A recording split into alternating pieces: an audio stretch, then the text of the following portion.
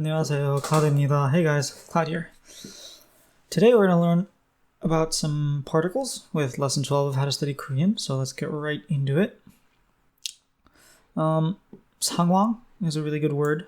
Oh, that's not 상황. Oh, it is 상황. I was looking at 생활 and 상황 at the same time, but 상황 situation, 의미, 목소리, interesting note.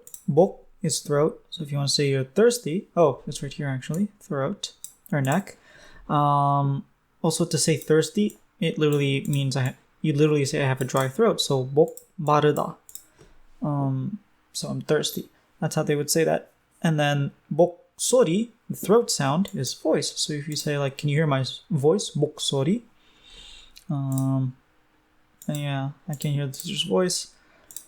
문장, sentence. I still confuse it sometimes. 문장 and 문제, which is problem. 문장, sentence, 문제, problem. So sometimes I might ask like, is this sentence okay? And then I might say, is this problem okay? And then be like, what? But my Korean partner from a couple years ago used to know that I make that mistake all the time, so they'd always understand. What else? 독서하다. I mean, you might see it. I think you'll see it. 출발하다. You'll see this too. 마시다, to drink. 쓰다 has a lot of meanings. 모르다, to not know. How is it in lesson 12 that we learned about 모르다? I thought we learned it before. 모르겠다. 사다 and 팔다, to buy and to sell. That's a lot of words. That's enough. 열심히, you're gonna hear this a lot, which means like extremely or like a lot. So like 열심히 공부했어요. I studied a lot, really well, hard. That's why you'll hear like let's play hard or let's study hard, or let's work hard. I guess in English that works too. Introduction. These particles 는, 이, 가, 를, 이, and 토 that we learned, or a I guess as well. More particles that we're going to learn. We're going to learn 들, we're going to learn 만, 에서, 부터, 까지, 으로. This is a heavy lesson. We're going to learn about 에서 and 으로 at the same time. So let's try this out. One thing I have to tell you is that Korean people often omit the topic and subject of the sentence, especially when the topic or subject is I. So instead of saying like, I'm hungry, they would just say hungry, 배고파. You wouldn't say 저는 배고파, or 나는 배고파. Korean people love making their sentences as short as possible. And this is one additional way of doing it. In most cases, when the subject/topic can be inferred by situation, Korean people drop it entirely from the sentence. This has happened so many times to me where I'm not sure what the subject is. I'm not sure who did what, especially when someone's like A dumped B or something like that. And they just say the word dumped. And it's like, are you saying you got dumped, or they dumped you, or you dumped them? Or it can get a little confusing. But 저는 아침 식사를 안 먹었어요. They just say 아침 식사를 안 먹었어요. So you're gonna have to get very comfortable with omitting 저는 at the beginning of every single sentence. Both are perfect sentences and can be used, but Korean people tend to just omit 저는. All right, 들, and using 몇. So 몇 was one of the words that we were supposedly have learned, which is just like, how do you explain 몇? I wonder how they talk about it. How many? Yeah, but it's like 얼마 is how many. So let's see how they explain it. You've probably been asking yourself, how can I make something plural? So first let's talk about plural. Well, this was something very strange when I first learned. But the reason for this is Korean people rarely distinguish between singular and plural, which is strange. But for example, if I say, I don't need this, 나는 사과를 샀어. I bought an apple. This could mean I bought an apple, or it can mean I bought apples. If I just came home, my mom asked, what'd you buy? And I would say 사과, like 사과를 샀어. Then you would assume probably apples. It actually doesn't matter. So what does he say here? This seems crazy to English speakers, but this is just how it's done in Korean. In most cases, the context can make it clear that you bought an apple, or if you bought apples, if you really wanted to make it clear, you can specify how many you bought. So 나는 사과 한 개를 샀어. I bought one apple. Remember, 개 is the particle or the counter for just thing. When dealing with ambiguity of singular / plural sentences in Korean, you could also use the word 몇, which can replace a number. So like I bought some, like 몇 명, like or 몇 개 샀어. I bought some apples, like a number. So instead of saying 두 개, 두 명, 두 번, just use 몇. So 몇 번, like 몇 번 했어. I did it some number of times. 몇 명, some number of people. 몇 개, some number of things. So here you just translate it as some. So 나는 사과 몇 개를 샀어. I bought some apples. More examples. Remember that pen 한 개 or 한 개 pen has the same meaning. It took me a while to realize what he was trying to say. 나는 몇 개 펜을 샀어. I bought some number of pens. I like to think of it that way. 나는 몇 명의 사람을 만났어. I met some number of people. 나는 학교에 몇 번 갔어. I went to school some number of times. Not like sometimes. That's why I think of it as some number of times. Because it makes more sense than saying I went to some schools, because then you would think like, oh, or I go to school sometimes. All right, remember 본 acts as an adjective, so it doesn't need a particle attached to it. Anyways, back to what I was trying to say earlier. 들 can be attached to a noun to make the noun plural. However, adding 들 to a noun that is not referring to a person is unnatural. Therefore, it would be unnatural to say 저는 사과들을 샀어요. I disagreed with this once before. I'm going to disagree with this again. I'm fairly certain that, at least I do, I put 들 with things that aren't people, like 예시들을, like examples. I can't think of anything else right now, but I'm sure like I feel that it's maybe there are certain words that they're used with, but they're not people. But I guess I took it as a general rule that if it's not a person, you don't use it there with, but you'll notice that it's used with a lot of different things without. That's just my observation. That's what I do, but I could be wrong. My observation could just be wrong. He could be right. I don't know.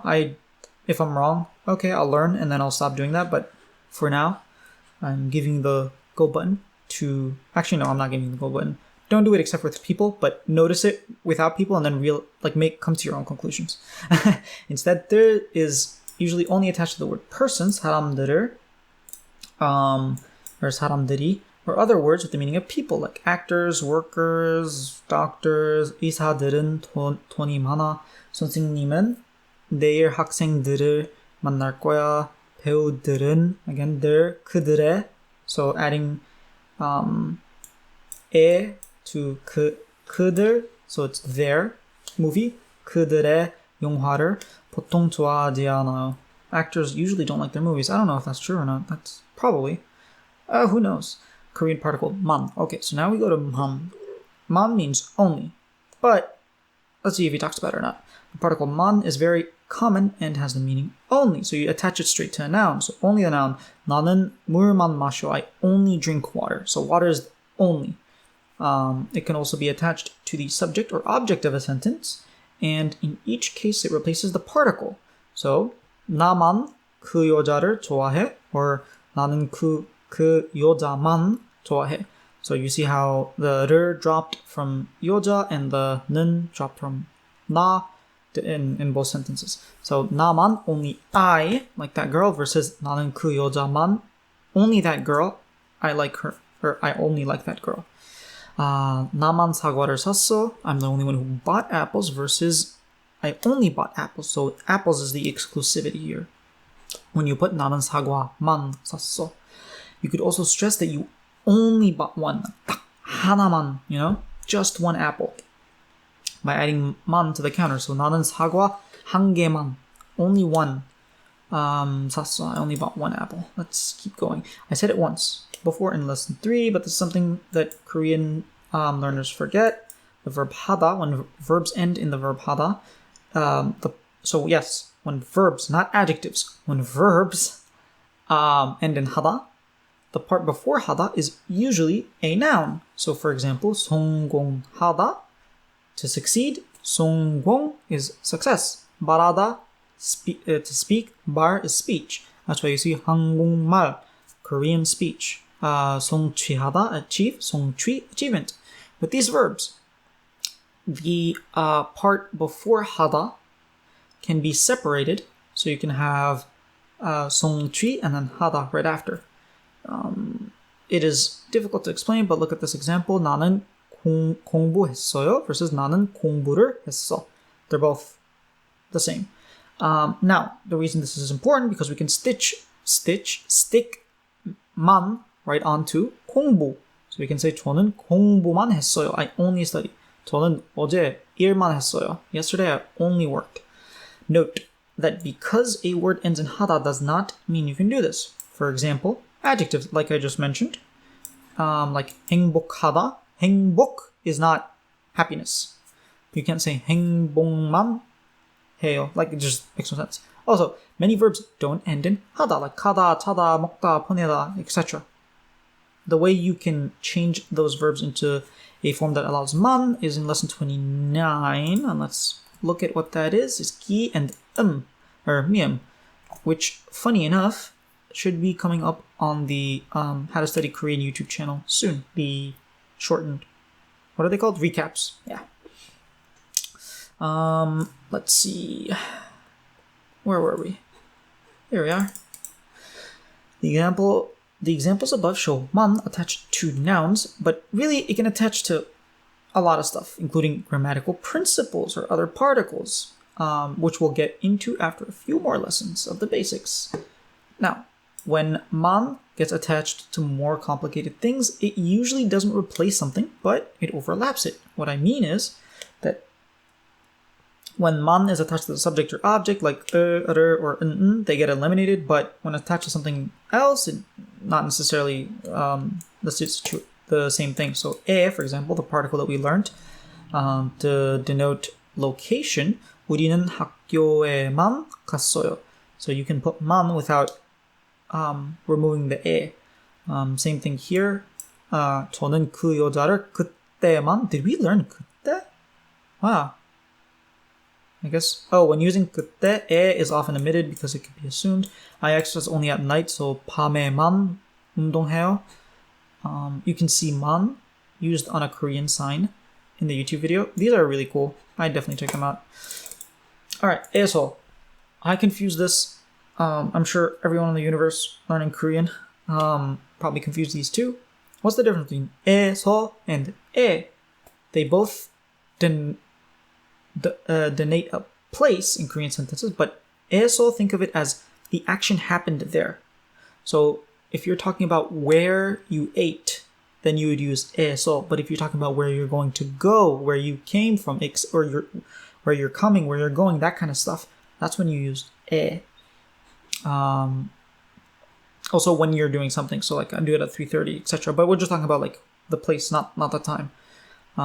So 저는 학교에서 공부할 거예요. So I will study. I will do an action at 학교. So therefore, we're using 에서. I saw my friend at the hospital. I did an action. I saw. So 병원에서. Versus if I were to say I went to the hospital, I would say 병원에 갔어요. So hopefully that makes a difference. The action of going and coming, that will use 에, but in other actions like talking about what you did at that place or what you're going to do. I'll meet my husband at the park. 저는 남편을, that's kind of weird to say, but 저는 남편을 공원에서 만날 거예요. So that's where 에서 is here. 한국어를 한국에서 배웠어요. I learned Korean in Korea. So, in order to help you understand the purpose of 에서, I would like to make a distinction. So, this is kind of just a summary of what I said. This does not mean, so when you're using 에서, it doesn't mean that the location that he's going to. He's not talking about a location, destination that he's going to. It also doesn't talk about looking, right? So that's another thing. It also not used for when you're placing something. So this is a bit more detailed, but I don't think at this point you know how to say whatever, how to put something on top of something, unless you learned it. I don't know, I don't remember, but you probably might know this outside of this. So yeah, so you place something, or you place something in, you would use not eso. So yeah, exactly what he says. Eso, on the other hand, refers to the location where the subject is in when doing the action. So where was I when I did the action is a very good question to ask yourself. So where was I when I saw the sign? You were up. Or not, again, seeing is different. Where was I when I wrote the sign? Then you would use eso. When doing the action 보다, eso is not used in a sentence. It is known from, okay, in this sentence, where is the subject 초 when doing the action 보다? eso is not used in the sentence, so it's unknown as to where the subject was. Yeah, so here we're not talking about the subject. That's another thing. Let's see how he explains it. Okay, in this sentence, where is the subject? 초 when doing the action. So eso talks about where you were when doing the action. Talks about where you're going, your destination. If that makes sense. All right. So the action did not occur in the building. So it doesn't mean just because she saw a sign on the building doesn't mean she was in the building. If it was 에서, she would be in the building doing something. All right. Oh, 났어요. We actually did learn this, huh? In this sentence, 저는 병을 탁자에 놨어요. So in this sentence, the subject 저 is doing the action of 놓다. Where is he doing it? We don't know where he's doing it. We might be able to understand where he's doing it, but here he's actually just talking about putting it on the table. Right? He's not saying I was in the table when I put the bottle on the table. That would make no sense. 저는, yeah, so this sentence is nonsense. Like I said, this is while I was in the table, I placed the bottle. It's more likely saying I placed the bottle on the table. This can be confusing. Just remember that when using eso, you're talking about where you were when you did the action. Or where will you be when you're going to do the action? Or where are you when you're doing the action? Is talking about a location that you're going headed to, right? Or a location where you saw something. I saw it like on the TV, or I saw it there, I saw it here. It doesn't mean you were there. It just means that you saw something somewhere. All right. We already went through these. Alright, 저는 한국에서 갈 거예요. The sentence is correct, but it is saying that a person left from Korea because the action is going. I.e. occurring in Korea. The function will be described a little bit later. So, I'm going to go to Korea would be 한국에 갈 거예요. 한국에서 갈 거예요 is a little bit different. He's going to talk about it in a little bit. There's a lot of explanation, a lot of words. I don't want to confuse you guys too much. So again, eso is where something occurs, where you're doing the action. So in adjectives, you don't really do adjectives. So let's just look at some examples. I think that's just the best way. So 과일은, so fruits, 비싸요, are expensive.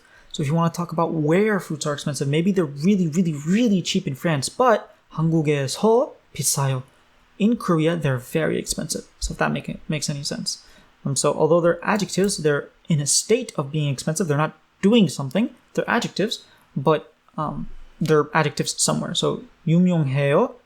Where are they famous? They're famous in Korea.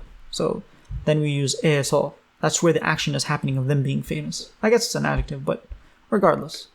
I don't want to provide tons of examples because in order to make natural sentences requires the use of other more complicated grammar that you haven't been introduced yet, which is true. I'm struggling to come up with just simple examples. Also note that when you indicate where something is by using 있다, you should use 에 instead of 에서. So, what's an example? 집에 있어요. That's the first example that came to my mind. I was like, no, I'm not going to use that. Like Walmart에 있어요. I'm at Walmart. 차 안에 있어요. I'm in the car. The other main usage of eso is from, like we learned just a couple minutes ago. It's in its most basic sense, it can be used to indicate the place from which the subject is departing. So you can say like like the letter A, 에서 B까지 가요. I'm going from A to B, something like that. So 저는 한국에서 갈 거예요. I will go from Korea. So from Korea maybe to 중국에. 중국, like, what's 중국 in English? China. Brain fart. 다음 버스는 저 정류장에서 출발할 거예요. So the next bus will depart from that station. Same usage can be applied to more complicated scenarios that are similar to departing. So for example, like I was talking about just a second ago, 저는 서울역에서 내릴 거예요. I will get off from Seoul Station, or at Seoul Station. When something / someone is coming, going, being taken out of something. So this example is actually a really good one. 학생은 교실에서 나왔어요. So the student came out from the classroom. So where did he come out from? The classroom. From. You can also indicate the country that you're from. So in English, you'd say like, I'm from Canada, or I'm from America. You wouldn't say I come from Canada. That's really weird. But in Korea, the past tense of come is used. So 저는 캐나다에서 왔어요. I come from Canada. I don't want to rant here, but yeah, so textbooks do say this, that when you're learning in a textbook, the first thing is like, how do you say where you're from? You'd say 저는 blah blah, like country name, like 미국, US, 미국에서 왔어요. I'm from 미국. What's 미국? USA. I can't English at this point. Before you've learned any, like 에서, or before you've even learned how to conjugate or anything. So that's what he was taught, so he's frustrated about that, without explaining why 초 instead of 나, why using 는, 에서, 오다, how to change to 왔다, to 왔어요. He wasn't too happy about that. It's also important to know that 에서 is added to the words 여기, 거기, and 저기. So 여기에서, or 거기에서, or 저기에서, but they're usually used this way. So 여기서, or 거기서, or 저기서. It's just shorter, it's easier to say. Also, when asking the question, like 어디서, you wouldn't say 어디에서, you just say 어디서. We haven't learned that yet, but that's fine. In addition, some stuff we haven't learned yet, so we're not really going to go over it because we haven't learned it yet. All right, 부터까지. So 부터 is where you're starting from. 까지 is where you're ending. So I will wait until 3. So 3. So 3시까지. So until 3 기다릴 거예요. I'll wait. So it's very, very straightforward. A is from, so I can say Seoul Station. 부터, from Seoul Station, or 여기부터, from here. 거기까지, until there. Very, very easy. So I like that girl until now. You can use it in that situation too. 그 여자를 지금까지, until now, 좋아했어요. I liked her. What else? Yeah, these are all fine. 부터. So it can also, you can see how it can be used with 에서 as well. Like instead of 에서, so from saying like 한국부터 중국까지 something, I don't know. 갔어요. I went from Korea to China. You could also use 부터 instead. So there is some similarity, but 에서 is much more versatile and used in a lot of different situations. So he uses the same sentence here with 부터 instead. Then he showed this to a Korean person, and he told him what's the difference between these two sentences, one with 부터 and one with 에서. So going from somewhere. He said, the first one sounds more natural, so the one with 에서. The second one sounds as if the place the bus is leaving from is the bus garage. Like the absolute starting point of the bus. In most situations, you'd probably want to say this. Instead, 부터 is commonly attached to a time to indicate when something started. So rather than a place. So instead of saying like from Korea to China, you would say like a certain time. So like from yesterday to today, something like that. Yeah, I guess that's more natural, is what he's saying here. So 어제부터 아팠어요. I've been sick since yesterday. 작년부터, so since last year, 한국어를 배웠어요, since last year. 까지, so again, you can combine both sentences. So 아침부터 밤까지, from morning to night. 공부만, we're also using 만 했어요. I only studied. This is just some more examples. 끝까지, till the end, or to the finish. 끝, I think of it like as end, but in English I think it's finish. Now, 울어. Let's see how he does this. 울어, I think I'm just going to explain it myself because it's a lot of words. 울어 is via or via. So if you did something using a pencil, like I wrote down using this highlighter, can you guys see this? Using the highlighter, you would say, like, I marked notes, I took notes via this highlighter. So that via would be 울어, or just 울어. If I'm saying that I got there via plane, I would use 울어 with plane, because that's the means that I used. So a lot of times the means, if I made something from wood was the means I used to make something. If I learned it on my own, I guess that's kind of a little bit different, but on my own was the means. I was the means. So I would use like 스스로, like myself. That's a bit of a strange example, but that's the main thing that you should think of it. It's a bit more versatile, but that's like the general theme. So it's more of a theme that you need to remember rather than remembering every single usage. I like to think of it as a theme of like, I can do it via or via something. That's the kind of theme. So our house was built out of wood, so we already know that wood, 나무, is going to have 울어 or just 로 because there's no 받침. So 나무로 지었어. We're going to go by boat, so it's going to be 배로, right? I built that with my hands. It's going to be 손으로 만들었어요. So yeah. If you say, yeah, usually, so he's talking about why you adding 울어. Also, language. What language are you using? 한국어로, right? 한국어로 뭐예요? What is this in Korean? Via Korean, what is this? Or I will say that thing in Korean. 영어로 할 거예요. I'll do that in Korean. I'll say that in Korean. Also, so these are just all the uses to indicate what you ate for a specific meal. So for this specific, I had this meal via like beef jerky or whatever. So it's a little weird. So or other way around. Sorry, the beef jerky was my breakfast, right? So 전 아침 식사로 밥을 먹었어요. Which doesn't really follow my example, does it? Of I had breakfast. Yeah, I guess here it's the opposite. I had breakfast via this apple, right? Or this rice. You can't say I had this rice via this breakfast. Yeah, so I guess it doesn't hold up here. But you get the theme. So, if somebody does an action in line with a bunch of other people, you can use 울어 to indicate that something is done by attaching it to a number plus 번째, which we learned before, I think. 저는 그것을 두 번째로 했어요. I did that second.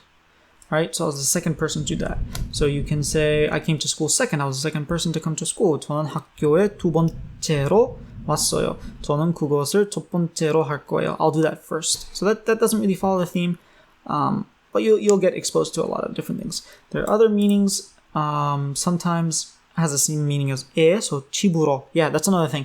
I actually had a comment about this. Like, why did you use 울어 instead of 에? I think that was the comment. But you can use 울어 to indicate where you're going. So 집으로 갈 거예요. I'll go. Yeah, it doesn't really follow the theme, but it's just I'll go home. I will go in the direction. Oh, it's also for directionality, I think.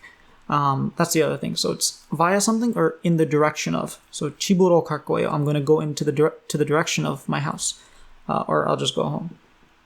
Which leads to the next point. 울어 is often added to 쪽 to make 이쪽으로 가시죠. You probably heard this like a bajillion times. 이쪽으로 가십시오.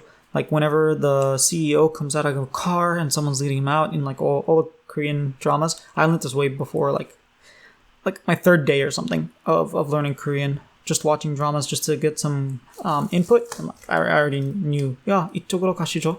이쪽으로 가십시오. Anyways, so 저의 친구는 저쪽으로 갔어요. My friend went that way. That's pretty much it for the lesson. It's just a lot of just try to pick one of them and kind of do it a lot, learn it, and then learn the next one. They don't really connect very well. Most lessons, like if we go back to last lesson or maybe next lesson, they connect very well. Even these don't really connect very well. He's just teaching a lot of stuff. But in general, the lessons connect with each other, so you can practice the whole lesson as like a whole unit. But for this lesson, it's not that easy. But so split it up if you have to into how many parts is it? 1, 2, 3, 4, 5. Maybe you can make it into 4 or 3 parts, kind of group them up. But that's pretty much it for this lesson. Hopefully this helped, and I'll see you guys in the next lesson.